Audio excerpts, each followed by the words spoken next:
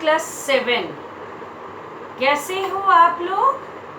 आज हम पुरस्कार पाठ का दूसरा भाग पढ़ेंगे। पाठ 3 पुरस्कार का दूसरा भाग पढ़ेंगे।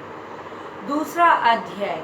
जैसे कि पहले अध्याय में आपने देखा कि मगध के राजकुमार अरुण मधुलिका के पास आया था ये बताने के लिए कि तुम मुझे अगर तुम मेरा साथ दोगी तो मैं राजा से तुम्हारा जो खेती है उसको वापस ला कर दूंगा।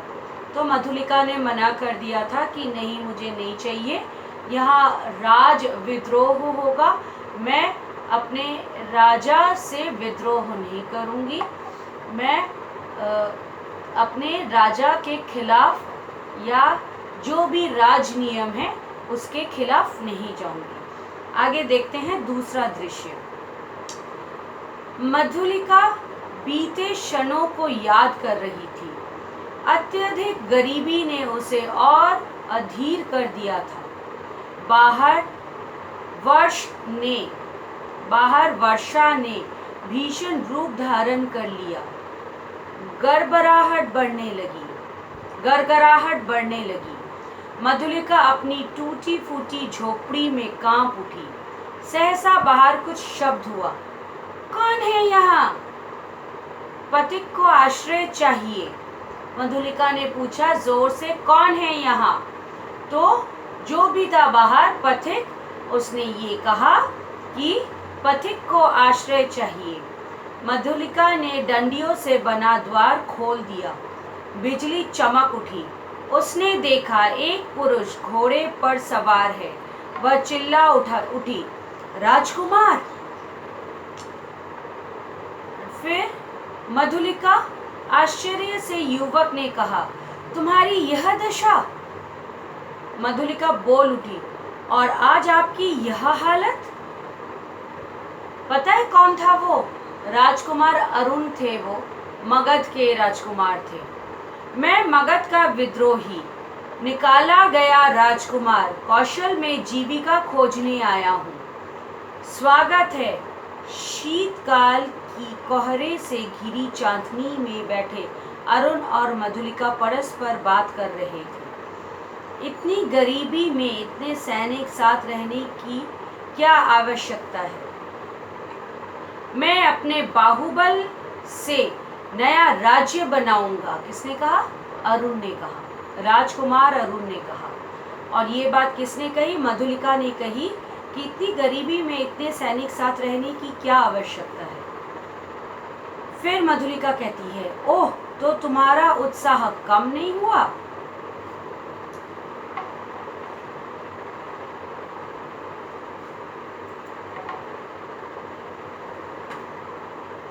तुम्हारी इच्छा हो तो मैं प्राणों की बाजी लगाकर तुम्हें कौशल के सिंहासन पर अपनी रानी के रूप में बिठा दूं।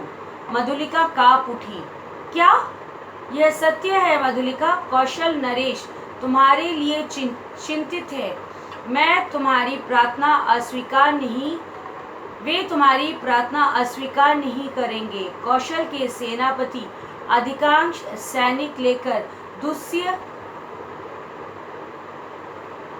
दस्युनाश के लिए बहुत दूर गए हुए हैं।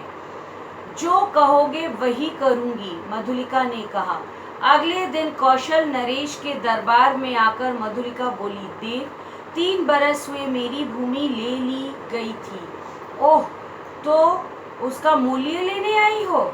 नहीं, दक्षिणी नाली के समीप उतनी ही जंगली भूमि दे, मैं अपनी खेती वहीं करूंगी। वह भूमि ऊबड़ खाबड़ है, परंतु दुर्ग के समीप होने से सैनिक महत्व रखती है। तो मैं लौट जाऊं? सिंह मित्र की कन्या, तुम निराश नहीं लौटोगी। मैं मंत्री को पत्र देने का आदेश देता हूँ। जय हो देव, कहती हुई मधुलिका राजमंदिर से बाहर आई। दुर्ग के दक्षिणी नाले पर झाड़ियां काटकर मधुलिका का खेत बन रहा था। अरुण के आदमी वहाँ स्वतंत्र घूमते। एक दिन अरुण ने कहा, आज रात के तीसरे पहर मेरी विजय यात्रा होगी। मैं कौशल का राजा बनूंगा। आज रात झोपड़ी में बिताओ। कल से तो राजमंदिर में तुम्हारा निवास होगा। मधुलिका उठ खड़ी हुई, झोपड़ी की ओर बढ़ती हुई सोचने लगी। मगध कौशल का शत्रु है। शत्रु की विजय। नरेश ने क्या कहा था? यह वीर सिंह मित्र की कन्या है। नहीं, वह पुकार उठी। रात का पहला पहर बीत चुका था। वह राह पर खड़ी थी। लगभग 100 अश्वारोही चले आ रहे थे। आगे आगे सेनापति थे। वे बोले, कौन है तू? मैं अपराधी हूँ, मुझे पकड़ लो। क्या है, साफ बता।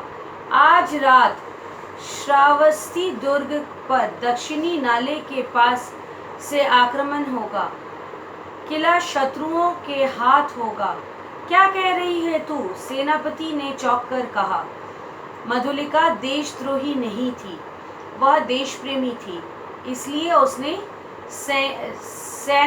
सेना को सचेत किया और सारी खबर दे डाली। इसके बावजूद कि वह जानती थी कि अगर उसने खबर नहीं किया तो वह रानी बनेगी कल, लेकिन उसने ऐसा नहीं किया। उसने शत्रुओं का साथ देना उसे गवारा नहीं था। वह देशद्रोही नहीं बन सकती थी। इसलिए उसने क्या किया? उसने सारी खबर अपने कौशल के सैनिकों को दे डाली। सारी खबर कौशल के सैनिकों को बता दी। बच्चों, आज का क्लास इतना ही। कल हम आगे बाकी का पाठ पढ़ेंगे, ख़त्म करेंगे। धन्यवाद।